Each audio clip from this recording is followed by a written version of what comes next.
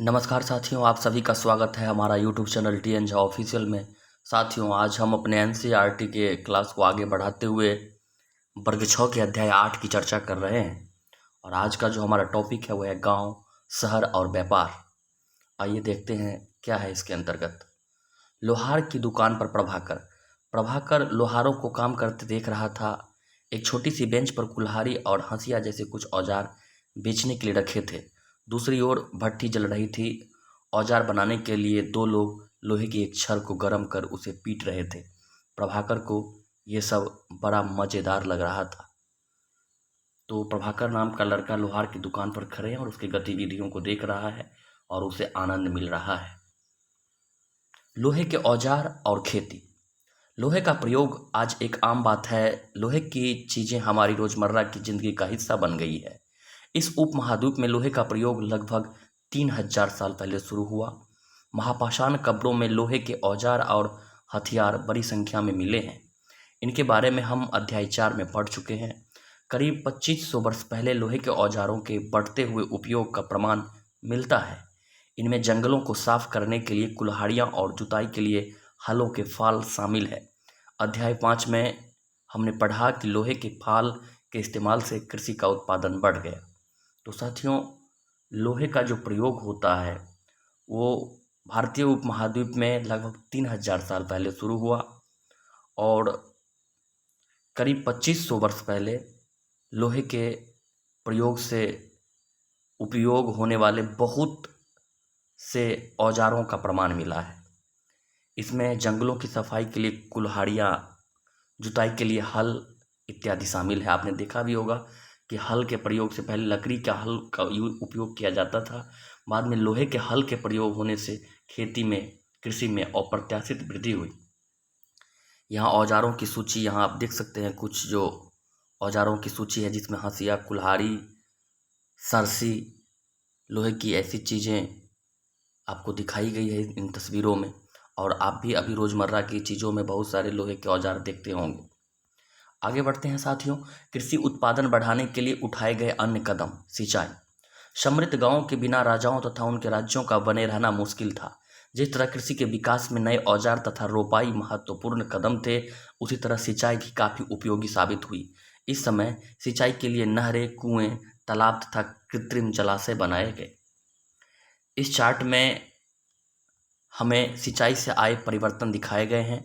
खाली स्थानों में सही वाक्य को भरना है। लोगों द्वारा परिश्रम किया गया। किसानों को लाभ मिला क्योंकि अब उत्पादन की अनिश्चितता घटी। कर अदा करने के लिए किसानों को उत्पादन बढ़ाना था। राजाओं ने सिंचाई की योजना बनाई और धन खर्च किया। तो इन चीज़ों को आप देख सकते हैं कि किस तरह से जो कृषि के उत्पादन को बढ़ाने के लिए क्या क्या कदम उठाए गए। इसमें सिंचाई भी एक महत्वपूर्ण कदम था। सिंचाई से जो कृषि की पैदावार में अप्रत्याशित वृद्धि हुई। इसके बाद साथियों अगले टॉपिक की तरफ बढ़ते हैं। गांव में कौन रहते थे। इस उपमहाद्वीप के दक्षिणी तथा उत्तरी हिस्सों के अधिकांश गांवों में कम से कम 3 तरह के लोग रहते थे। तमिल क्षेत्र में बड़े भूस्वामियों को वेल्लला, साधारण हलवाहों को उनवार और भूमिहीन मजदूर दास, कड़ैसियार और अधिमई कहलाते थे। अब यहाँ से प्रश्न बनता है कि जो तमिल क्षेत्र में थे, बड़े भूस्वामी थे, उसको वेल्लला या वेल्लार कहा जाता था। साधारण हलवाहों को उनवार कहा जाता था। भूमिहीन मजदूर को और दास को कड़ैसियार और अधिमई कहलाते थे। अर्थात भूमिहीन जो मजदूर थे वो कड़ैसियार और जो दास थे वो अधिमई कहलाते थे। यहाँ से प्रश्न बनता है, इसे आप याद रखेंगे। देश के उत्तरी हिस्से में गांव का प्रधान व्यक्ति ग्राम भोजक कहलाता था। अक्सर एक ही परिवार के लोग इस पद पर कई पीढ़ियों तक बने रहते थे, यानी कि यह पद आनुवंशिक था। ग्राम भोजक के पद पर आमतौर पर गांव का सबसे बड़ा भूस्वामी होता था। साधारणतया इनकी जमीन पर इनके दास और मजदूर काम करते थे। इसके अतिरिक्त प्रभावशाली होने के कारण प्रायः राजा भी कर वसूलने का काम इन्हें ही सौंप देते थे। ये न्यायाधीश का और कभी कभी पुलिस का काम भी करते थे। ग्राम भोजकों के अलावा अन्य स्वतंत्र कृषक भी होते थे जिन्हें गृहपति कहते थे। इनमें ज़्यादातर छोटे किसान ही होते थे। इसके अतिरिक्त कुछ ऐसे स्त्री पुरुष थे जिनके पास अपनी ज़मीन नहीं होती थी, जिन्हें दास कर्मकार आते थे, जिन्हें दूसरों की ज़मीन पर काम करके अपनी जीविका चलानी पड़ती थी। अधिकांश गांवों में लोहार, कुम्हार, बढ़ई तथा बुनकर जैसे कुछ शिल्पकार भी होते थे।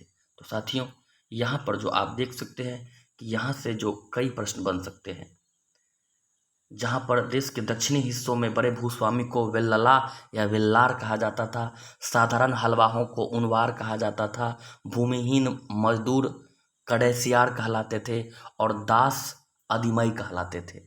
देश के उत्तरी हिस्सों में जो ग्राम का प्रधान व्यक्ति होता था उसे ग्राम भोजक कहा जाता था। ग्राम भोजक का पद आनुवांशिक होता था और ये गांव के बड़े भूस्वामी होते थे। और राजा भी अगर करों का संग्रह करते थे तो इन्हीं ग्राम भोजकों के माध्यम से ही करते थे, अर्थात कर संग्रह का काम इन्हें ही सौंप देते थे। और ये ग्राम भोजक न्यायाधीश का और कभी कभी पुलिस का भी काम करते थे। ग्राम भोजक के अलावा और भी स्वतंत्र कृषक होते थे, जिन्हें गृहपति कहते थे, और ज़्यादातर छोटे किसान ही होते थे। इसके अतिरिक्त कुछ ऐसे भी स्त्री पुरुष थे जिसके पास अपनी ज़मीन नहीं होती थी। इनमें दास और कर्मकार आते थे, जिन्हें दूसरे की ज़मीन पर काम करके अपनी जीविका चलाना होता था। इसके अतिरिक्त गांव में लोहार, कुम्हार, बढ़ई तथा बुनकर जैसे शिल्पकार भी होते थे। तो साथियों, आप देख सकते हैं कि इस तरह से जो भी इम्पोर्टेंट पॉइंट बन रहे हैं उन सभी चीज़ों का हम जिक्र कर रहे हैं। और इसी सिलसिले में आ रही है, बॉक्स के अंदर आप देख रहे हैं कि महत्वपूर्ण बात लिखी गई है, प्राचीनतम तमिल रचनाएं। तमिल की प्राचीनतम रचनाओं को संगम साहित्य कहते हैं। इनकी रचना करीब 2300 साल पहले की गई। इन्हें संगम इसलिए कहा जाता है क्योंकि मदुरै एक स्थान है जिसे आप मानचित्र 7 में पृष्ठ संख्या 89 में देख सकते हैं। मदुरै के कवियों के सम्मेलन में इनका संकलन किया जाता था। गांव में रहने वालों के जिन तमिल नामों का उल्लेख यहाँ किया गया है वे संगम साहित्य में पाए जाते हैं।